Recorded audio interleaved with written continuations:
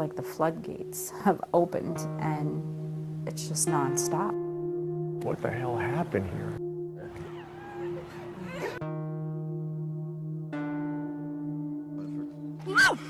Probably 9 out of 10 people do fentanyl and don't even know it.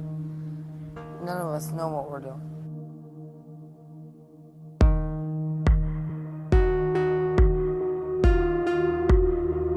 It's not heroin that's killing our people. It's fentanyl, and it's changed the game. A vehicle possibly going on 95. Manchester Fire Emergency. Request for an ambulance in Manchester. It's the Shell gas station. The patient is in the bathroom. He is overdosed. It's going to be for a female in her 20s, overdosing in the bathtub. She is not conscious. The caller states that she is overdosed. It's going to be I don't know what to do. Stop talking for a moment. I don't know what's happening to this generation. You know, I look out my window, you know, I'm looking at ground zero for the United States for fentanyl. We went from 20 overdoses to 80 overdoses in a matter of a month, and we're like, what the hell happened here? But we've been chasing it ever since, trying to get ahead of this, and it's really tough to get ahead of something like this. Shut off my painting. Yep. Okay. I'm pretty invested in my personnel, and I worry about what they do. When I grew up in the fire service, we never saw this much, you know, death. All right, Dalen, probably should go to the hospital, get you checked out there. Yeah, you're not in. If we leave you and you drop again and nobody finds you, that's how people die. Yeah.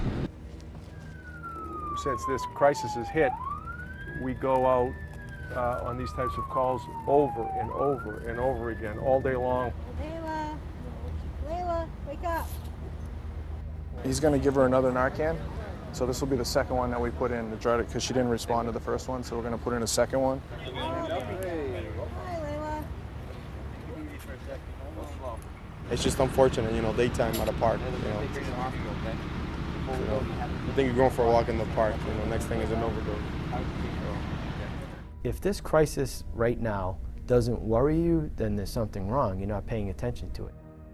Every day, people are out on the highway, driving down that I-95 corridor to the source city or source cities where these organizations have these drugs readily available.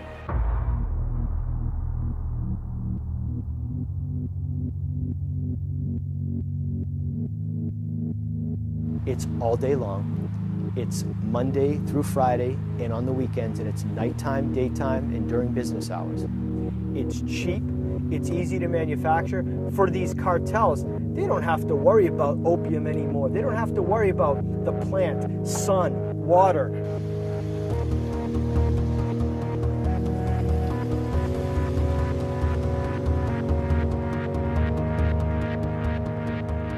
He's getting to the blue BMW. He picked up, he's looking around. Two-door blue BMW is leaving. So you can see how this works. We're set up in the park. We're sort of at a position where we can see what's happening. We see customers coming in. And he's coming to the park and he has your plates. They're getting served. They're getting back in the car. And they have the plates on the other guys once they leave. Our guys are calling it out to the surveillance units. Surveillance units are taking them away to a place where, whether it's in New Hampshire or Massachusetts, we can safely make these traffic stops. Straight ahead right there. A vehicle possibly going on 95. Still laying there right here. What do you think, homie? We're up here in New Hampshire now. We just stopped a car that we saw pick up from that same park. And this woman, too, had the stuff stuffed inside of her body cavity. She's pulling it out for the troopers. The cartels will never change what they're doing. They have found an avenue now with fentanyl where they can make so much money.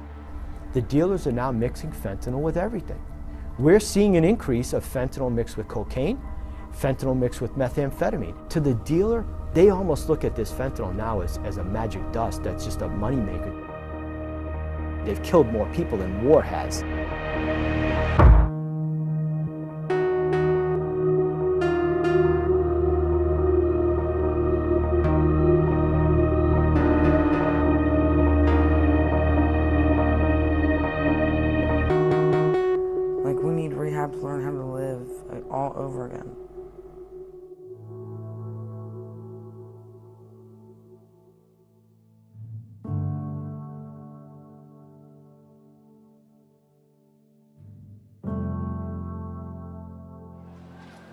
Fentanyl is very dangerous because it's stronger than the heroin, and people are overdosing on it, and it's really scary and very alarming, and we're losing a lot of people. A lot of the people that we know like either died or moved or went to jail. Some go to rehab, but they always come back. I could never count throughout the years how many people that I've helped or known that have died from this disease. At least 100 people in the last few years. It's sad because there might, next time we come, somebody might say, oh, so-and-so didn't make it. That happens often, especially since this fentanyl's been out. I chase fentanyl, I chase car fentanyl because it's the only dope I feel anymore.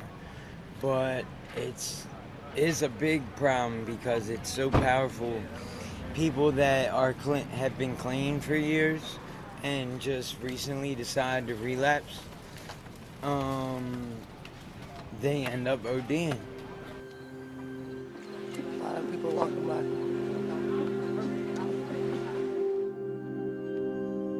Dude, do not do that. Dude, a rat just got on me.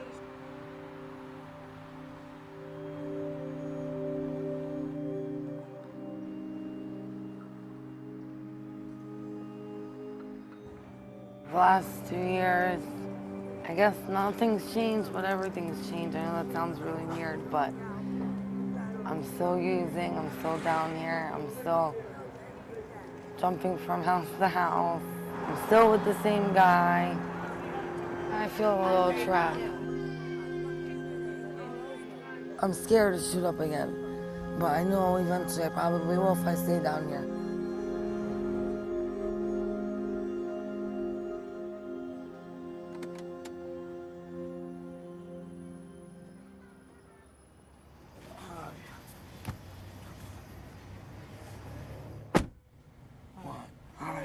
Yes, I'm fine. You don't have to ask. Is anybody that I'm going to? I'm fine.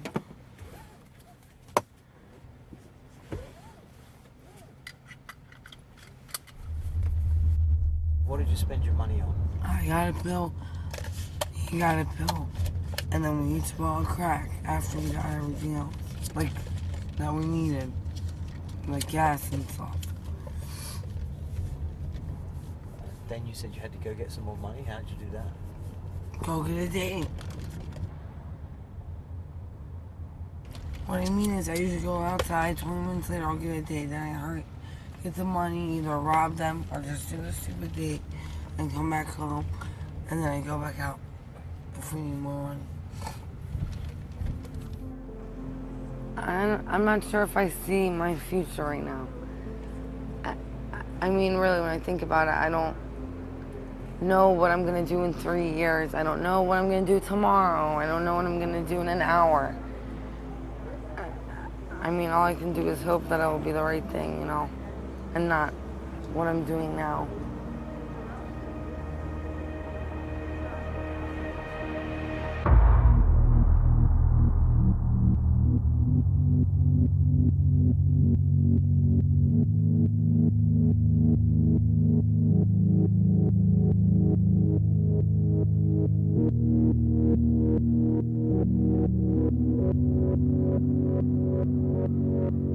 This addiction changed me from being a talented, ambitious young kid into basically a degenerate, just a shadow. It took my family, my friends, my freedom. It took everything. My addiction took my self-worth, my dignity, my self-respect. My health, my friends and family, my education, money. Nobody wanted anything to do with me. I couldn't get a job. I couldn't keep a job. Most of my family members consider me dead. Over the course of the last 2 years, I wouldn't say that it got better. I would say that it's gotten worse. We see more and more patients coming in that have experienced multiple overdoses prior to coming in. I really don't see an end in it. I don't see it getting better at all. It's like the floodgates have opened, and it's just nonstop. When we met Stephen, he didn't want to hear anything about recovery. Even though he was kind and sweet and respectful, I knew he just wanted to get up and go get high that day.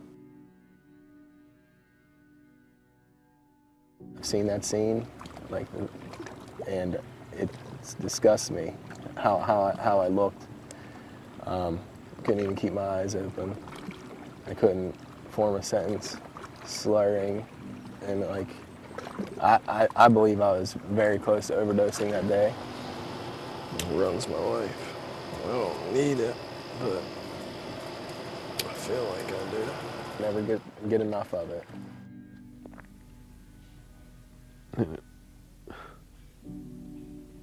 It wasn't. But I knew it's not too late.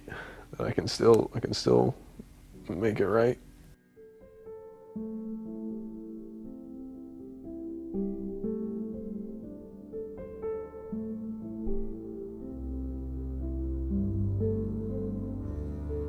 Two years ago, I couldn't even dream that I could be here doing what I'm doing and as happy as I am. Oh my God. Hi. How are you? I'm good. Oh my God, look how healthy you look, boy. Does it exist here? Like, it typically exists I mean, everywhere? it exists. It's everywhere. Right, so, I mean, it's happening here? Yeah, it definitely is here. I've seen it a little bit. I know an addict when I see one. It's definitely here.